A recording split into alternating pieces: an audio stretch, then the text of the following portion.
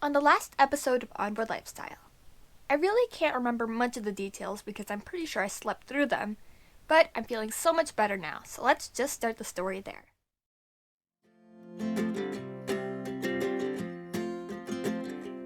We got time on our side. Oh yeah, I remember there were lots of sea life. Now we can start.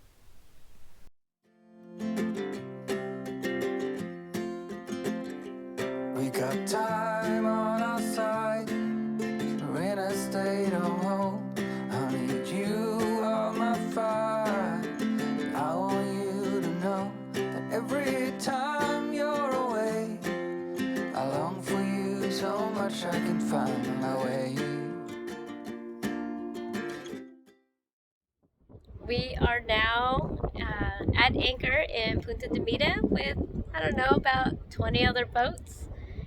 This is the perfect spot though to jump off and head 92 miles south towards Chamela. Check out this anchorage. You just can't get any better than this.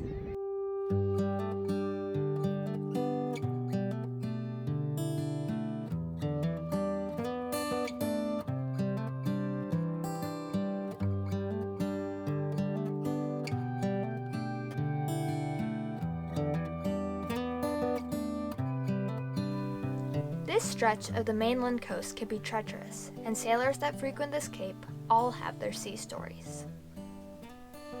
Cabo Corrientes is much like Washington's Cape Flattery, Northern California's Cape Mendocino, and Southern California's Point Conception, where, no matter the forecast, the winds can pipe up at a moment's notice to challenge even the most seasoned sailor. We have been watching the weather closely and can now see our window to head south. We left Punta de Mita at 1 o'clock in the afternoon. The float plan is to round Cabo Corrientes as the afternoon winds calm down and time the entry to Bahia Chamela at first light. The afternoon winds in Banderas Bay are like clockwork and gave us the perfect start as we sailed by the Tres Mariantas towards Corrientes.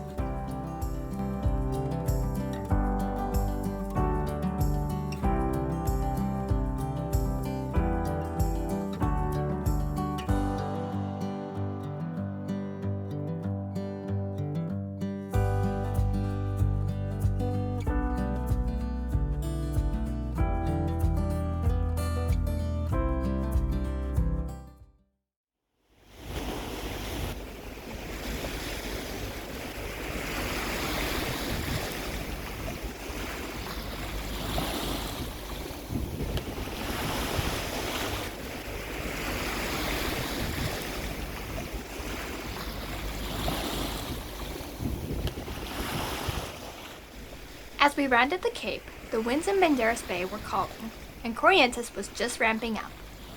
We had a flat sea state and plenty of wind to have the perfect sail all night long.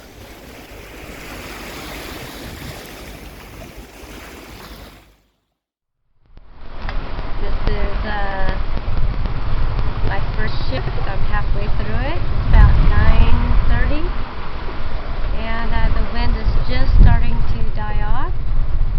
We're doing probably about between 4 and sometimes hitting some knots, but it's a quiet night for the most part. The moon is out, nice and bright for us, and it's fairly uneventful right now, and it should be for the rest of the night. At this rate, we should be pulling into Chamela in about 10-11 hours, which is just as the sun is rising. So we're planning this perfectly, I guess. I'm just kind of hanging out, listening to some audiobooks, and just taking it easy. I really do like night shifts, but I should probably not push it too hard, just because it's not good for me to go all through the night. So I'll wait till up in a couple hours and let him take the midnight shift.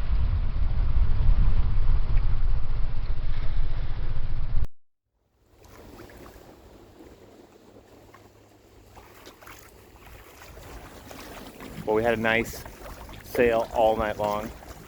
We're on the final approach to Chamela. We're about 4 miles out, right as the sun comes up. You can see the entrance to the bay and the few islands that are scattered within the bay. We're gonna hang out here a little while. There's a lot to see, so this will be nice. God, beautiful morning. Sun's just coming up. Visibility is gonna be perfect for getting into the anchorage. That's how we timed it. We left Punta Demita yesterday, hoping that we'd hit here right at daybreak, and we did.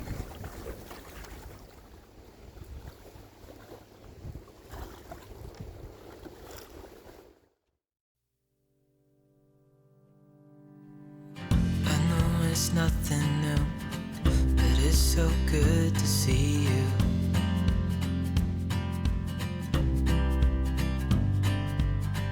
We do this every day, and I'm still so amazed by you. We had just dropped anchor in the northern anchorage in Chamela when we got a radio dispatch, I guess, from one of our cruising friends in the south anchorage, and there's a bunch of cruising kids down there. So we decided to pull up anchor and head over there. Emma is dying to see some of her friends. It's been a while, so it's just an extra 3.5 miles. No big deal, but it'll give us a chance to check out the south anchorage as well. Should be fun. So hold me tight through the night.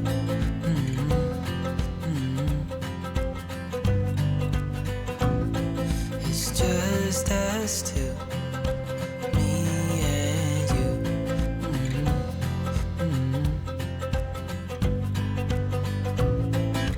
Oh, oh, I can't believe you love me. Oh, oh, I just feel so lucky. Oh, oh, still can't believe you love me.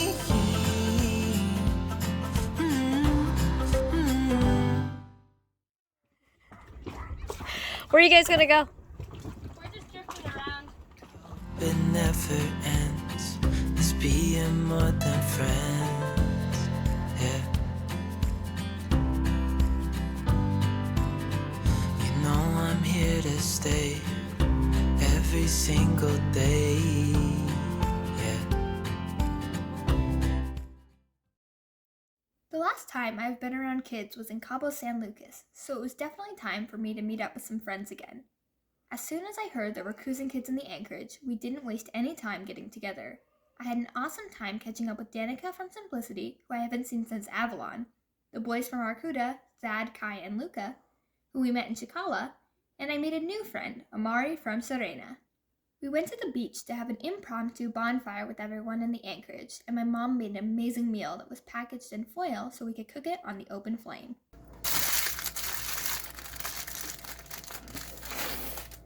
It was the Dorado my dad caught earlier that day. Ooh, look at him swim sideways. I know. Okay, you're gonna have to. Can you bring the RPM down, please? Other engine. That one. I was gonna slow down a little bit. It's fighting too much.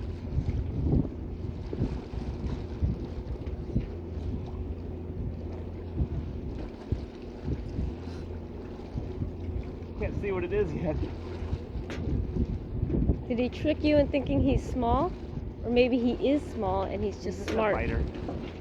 We spent hours on the beach just hanging out, building forts, and snorkeling, which was a nice break from hanging out with the parents.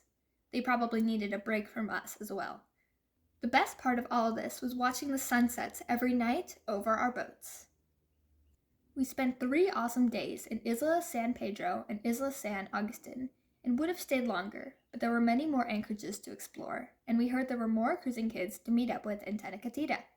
My favorite part is now beach bonfire gatherings, eating food cooked over open flames, and staying up and watching sunsets on the beach with my friends. Okay, we're leaving Chamela here, but we're kind of taking the southern route.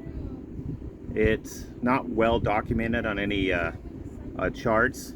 I've looked up all my guidebooks, and it shows that, well, it doesn't show much information at all. You know, running around in the dinghy here, we were able to see quite a bit of rocks. It is very shallow.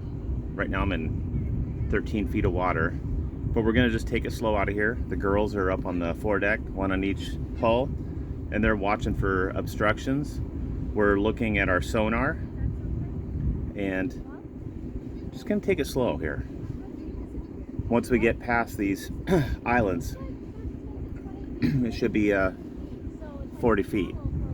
But just for the next quarter mile here, we're just gonna ease on out.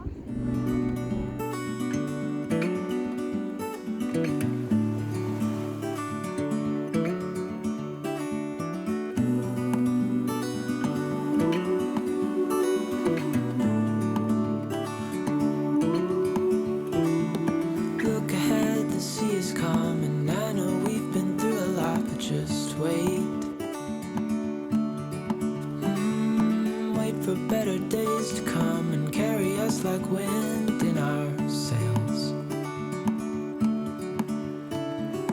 Oh.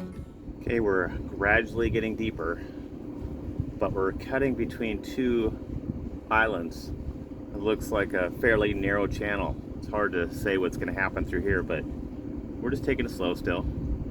We're now in 30 plus feet of water, but you know, swimming around these areas, you can see that these rocks, they could jut from 50 feet deep straight up to right at the surface. We've seen a couple other boats exit through this path, and they've all reported decent depths. But you never know if our track is slightly off of theirs, 10 feet here or there, could make a big difference if there's a obstruction.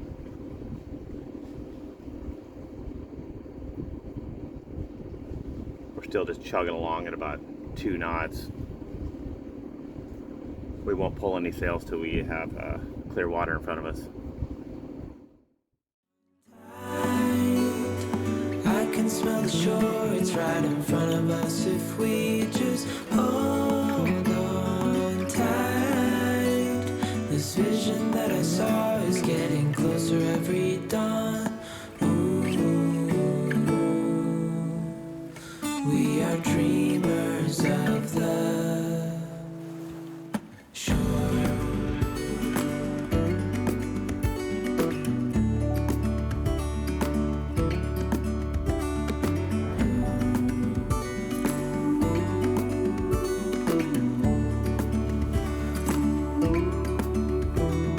Seven years now on this boat, and we all know where we belong. Just wait. For our home to show on the horizon, soon we'll be there. Hold on tight. I can smell the shore, it's right in front of us if we just hold on tight.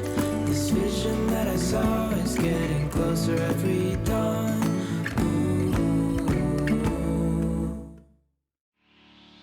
Thanks for watching this week's episode of Onboard Lifestyle. If you liked our video, please remember to give us a like, and if you aren't already subscribed to our channel, please hit that subscribe button. These videos are made possible by the support of our awesome patrons. Join the crew if you can.